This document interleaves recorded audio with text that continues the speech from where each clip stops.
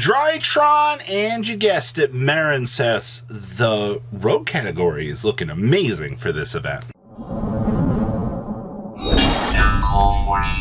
Don't be like the 30% of you that have not smashed the ever-loving crap out of that subscribe button. Smash it so you guys don't miss out on more awesome content. Now, overshadowed by this weekend's YCS, there was an online extravaganza, and I'm here to bring you the breakdown for that. We had, leading in top 16 here, was 5 Kashtira decks. Like, I'm actually pretty impressed with that conversion rate, because that tells me that Kashtira going into this event was a heavy-handed monster, at least in terms of the consistency of that. So that's actually pretty good. We also had, now I'm going to explain something here. We do have 2 Sprite and 2 Runic decks. Now, of those 2 Sprite decks, at least for how I've categorized these here, there was a Sprite Evil Twin and a Sprite Tri-Brigade. There was also a Sprite Runic deck, but I actually categorized that into Runic because, just for classification's sake, and then there was also a Runic Naturia deck. So, depending on how you want to classify them, there can be 3 Sprite Runic, or there can be, you know, 2 Sprite, 2 Runic. Depends on your classification of things here, but I wanted to explain that so that you had an idea what's going on there. We also had 1 Despia deck. By the way, that Despia player, they stuck around for a very, very long time in this tournament, and they grinded as hard as they could. We also have 1 Dragon Link in the top cut here, which is going to play a very important role here. We also had a Traptrix, a Sword Soul. We also had a Math Mech player, and later on, I'm going to show you that list, and you're going to be like, wow, this is some of the spiciest stuff that we have had the chance to see. And then we also had Marincess, and carrying us into the top cut here at 16th place was actually a Drytron player, and I'm not going to lie, I'm actually fairly impressed that Drytron actually performed up so well here. Now, as we push on in to top 8 here, things get very interesting here. Now, our 2 Sprite variants that we were seeing, the Evil Twin and the Tri-Brigade, they didn't make it through. Though, both of the versions carrying the Runic package actually did push on through into the top 8, which is fairly interesting. Of course, the Naturia Runic player was Pack, finding success, which was very good. So very happy to see that stuck right. And we also had 2 Kashtira in the upper half of this, which is kind of interesting to me, that of those 5 variations of Kashtira, 3 of them got amputated out as we shifted on into the top 8, and that once again kind of tells me that while Cash does look like a more dominating approach here, it does have issues in the overall vacuum of the format. So that's actually kind of interesting. Now as we have some other stuff here. Dragon Link. Now, this is actually very cool. I did mention there was a Dragon Link in top 16. Dragon Link actually carried its way on into top 8 here. And that's not something that you hear all that often, all right? The fact that this deck has struggled as much as it has out here, it did adapt. We also see Traptrix carrying on up here. And our dear friend Despia players waving from the back going, hey, you know, I'm still here, don't forget about me. So overall, your top 8 breakdown, fantastic. Now, top 4 is where it gets very interesting. That is Traptrix carrying it on through. So Traptrix did make it in to top 4 of this event. Very impressive. You also had, once again, our Despia player is sticking around here. And then we have our Sprite version of Runic that carried on into the top 4. And then our Dragon Link player has still stuck around into top 4 for this event. That's absolutely amazing. Now, unfortunately, when we shift on into the finals here, you're going to see Despia versus Sprite Runic. And unfortunately, you know, Dragon Link and a lot of these other contenders didn't get to stick around. The finals being Sprite Runic versus Despia, and the fact that Despia actually ends up kind of edging out the Sprite deck in the finals. So Despia ends up taking this event. The lone Despia player grinds through the entire chunk of this event.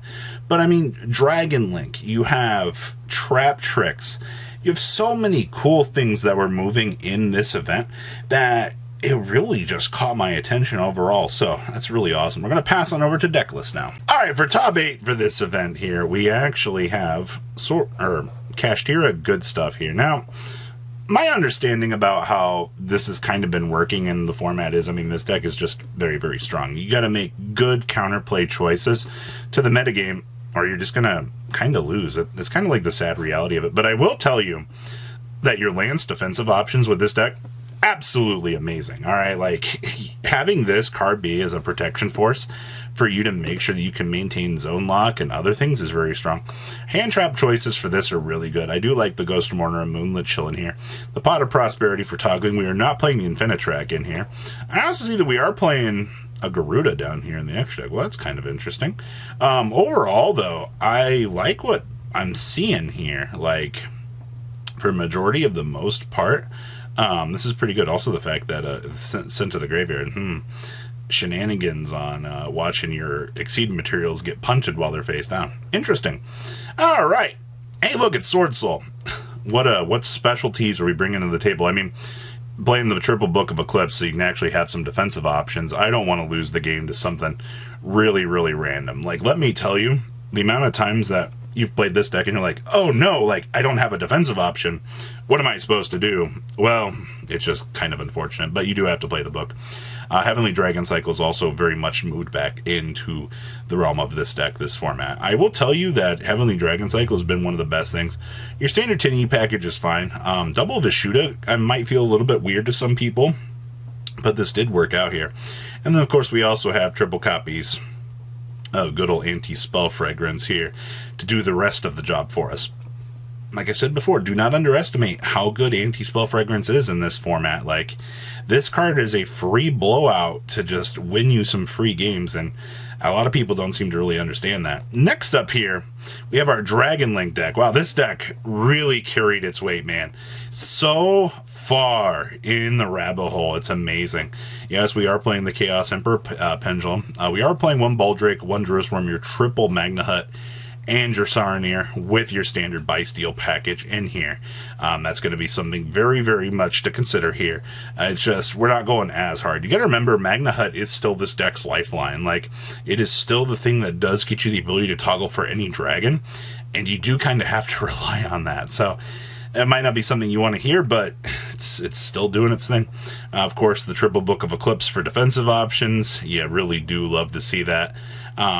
Honestly, the rest of this deck, I guess the Dark Holes with Thrust and the Evenlies might catch a few people off guard, but I actually think that that's fine. Outside of that, this feels very, very standard.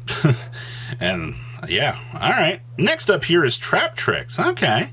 So all of this was the deck that grinded all the way in to the top 4 finish. But you're going to notice a couple things here.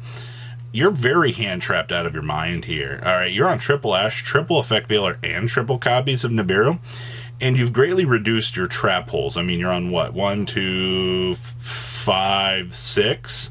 I know a lot of people are like, oh, you need to focus on like 10 of them, but this build didn't need to.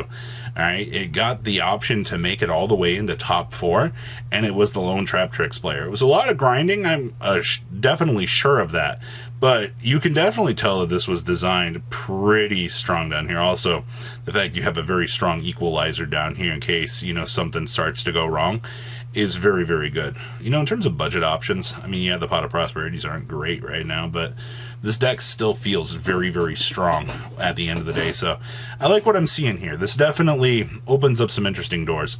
And then our second place list out of this event was your Sprite Runic deck.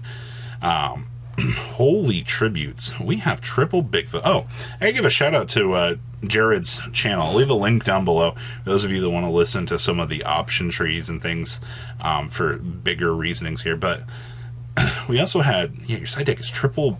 We actually played triple Bigfoot. We actually played Jinzo, the triple Fiend. Okay, well, I have a feeling that they were just sick of losing in certain matchups here. I mean, you have Evenlies to offset things here. Like, this is, I'm genuinely impressed with the amount of, I guess, tech options here. And I also see that we are doing some Merly interactions in here as well. That's kind of cute. Extra level 2 that lets you send the top 3 cards of your deck to the graveyard. Putting those spell cards in the graveyard for some mill power actually can work out. Very, very interesting. Well, that's what I got for you guys from the Extravaganza breakdown. Yes, I will have some more deck lists later on in the day for you guys. So please, leave a comment down below, tell me what you guys think, and I'll see your beautiful faces, well, later on the day, guys. Peace out. Patrons, thank you.